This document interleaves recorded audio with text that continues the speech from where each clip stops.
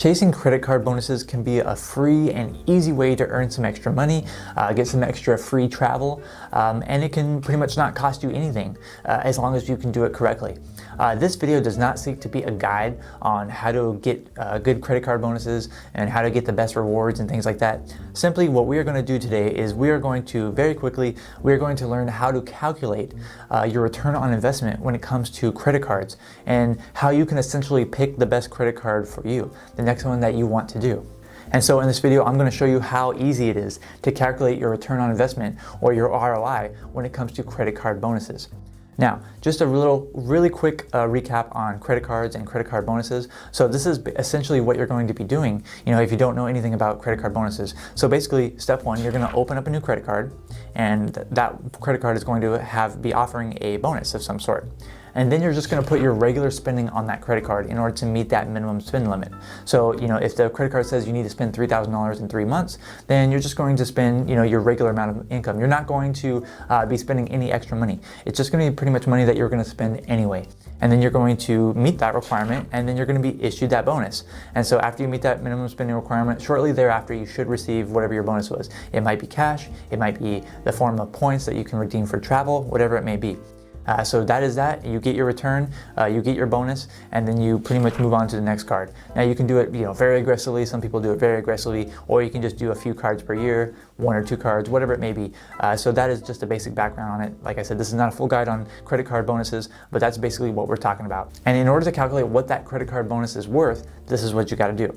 So the first one is cash. So you can either have cash or points. Like generally speaking, you're either going to get cash as your bonus or you're going to get points. Now cash, okay, that's the most easiest way to calculate what your return on investment is, obviously, because it's just plain and simple, it's cash. So let's say, for example, and this is not too out of touch. Let's say, for example, a credit card gives you a $500 bonus, okay, for spending $2,000. So this credit card says, hey, if you spend, $2,000 on this credit card within the next 3 months, you're going to get a $500 cash bonus. So that's cool, right? So how are we going to calculate what your return on investment is?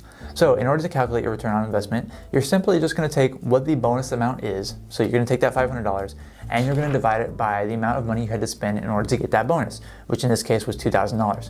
Now, there's one more other thing that you need to, take into account, but usually cash bonuses these cards typically don't have any kind of annual fees, but some other cards that you're going to get into are going to have annual fees, and that annual fee is usually is going to be charged like the first month that you get that you have that credit card, or your first billing statement. So, for example, this is not relating to any particular credit card, but for example, if you got that $500 bonus and the credit card you had charged you $99 per year, like an annual fee, you would just simply subtract your bonus, your $500, you subtract that $99, and then technically your net bonus is going to be $401. And so you take your net bonus and you're going to divide that by how much you had to spend in order to get that bonus. So you take $401 and you're going to divide that by $2,000. Now, luckily I've already done the math because I couldn't do that in my head. It is 20.05% ROI. So when I take $401 and I divide it by $2,000, that's going to give me 20.05%. So you're getting a 20% return on investment. So for every dollar you spend, it's like getting 20 cents back. You're getting 20% back. So, I don't know if you know anything about credit cards. That's a pretty good deal to me. Okay, and then a lot of the cards that do have the $500 bonuses, like something like a low $500 cash bonus, usually they don't even have annual fees, so your ROI is probably even higher than that. So that's the easiest way to do it. That's the way to calculate cash. Now, next we're going to talk about how to calculate your ROI on your points. More specifically, usually it's points that you're going to be using for travel. Now, this is where you're typically going to get the best, bang for your buck, the biggest ROI, both in terms of total and in percentages. But before I move on to that, I just want to say really quick, if you like this video, please make sure you like it and you give it a thumbs up. Helps me out. I really do appreciate it. While at the same time, make sure you subscribe to the channel and you put on that bell for notifications, because every single week I'm putting out videos just like this on personal finance, on saving money, on investing, and I just know that there's something that I can help you with.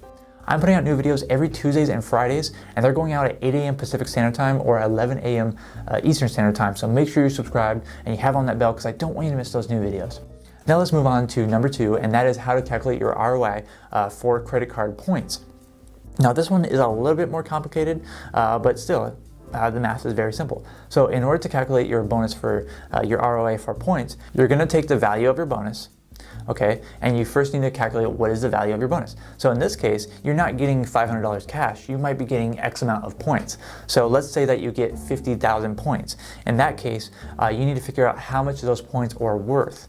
And in order to calculate how much those points are worth, one of the easiest things you can do is just go on the do an internet search and find out what is the value of this points worth. So if you look up like what's the value of Chase Alternate Rewards, maybe it'll say 2 cents per point. So if you were going to get 50,000 points and it was worth 2 cents per point on average, then that would be worth a total of $1,000 in travel. Okay, so that was basically the value of your bonus. So instead of the cash value, which was $500, in this case, 50,000 points is worth $1,000. And of course, it's not in cash, but it's in travel. So it's worth $1,000 to you. That is the amount that you're going to take. You're going to take your bonus value, which was in this case $1,000, and you're going to subtract your annual fee. So let's say you had a $95 annual fee. You're going to take $1,000 and subtract your $95 out, and then you're going to divide that by your minimum spend. For this example, let's say $3,000 in 3 months.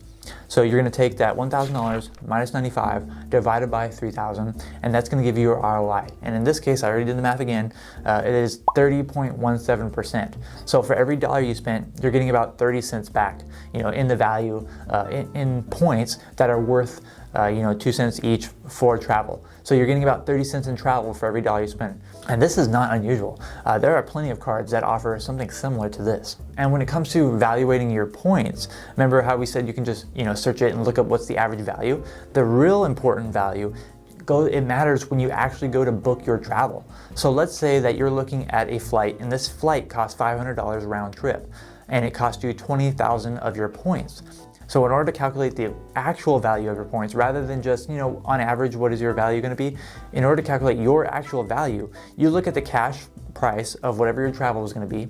In this case, if it was a $500 flight, that is the cash value of your flight, and you divide it by the number of points that you have to use in order to get that flight. So instead of using your cash, your $500 of cash, you're going to use 20,000 points from your bonus. So you divide $500 by 20,000, and that's actually going to give you 0.02 cents per point. So 2.5 cents per point. So in this case, it was actually more than your 2 cents per point. It's worth more than that original $1,000, because it's always going to be dependent on what actual travel you use your points for.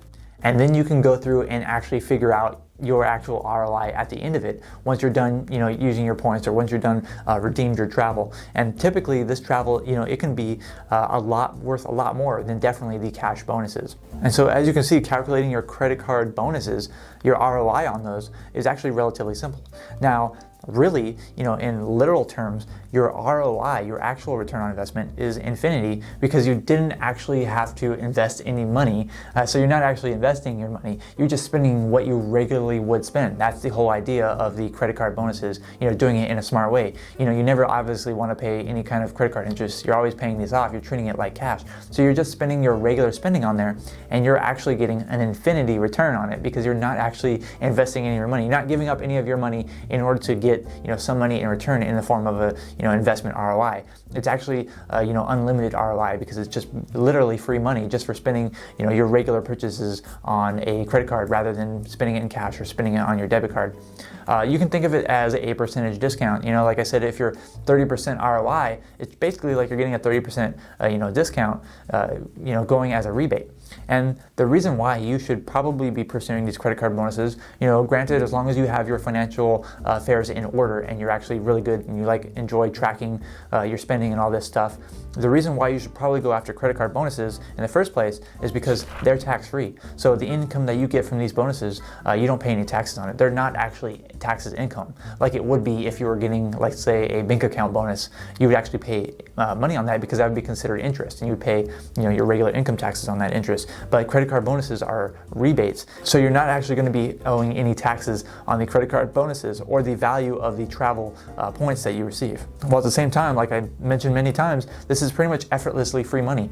You don't actually have to do very much work at all besides apply to the credit card and go and spend your regular amount on that credit card. So this is literally one of the easiest way you can just earn some side money on on the side just by doing this, as long as you have a good credit score and, like I said, you keep your financials in order. Then there's the added benefit of just if you're going after these points, which are typically more lucrative, you can reduce the amount of money that you spend out of pocket on your travel. You can, instead of spending that $500 on that flight, you can just use your 20,000 points, and you can get that flight for essentially free, just because you were spending on a credit card.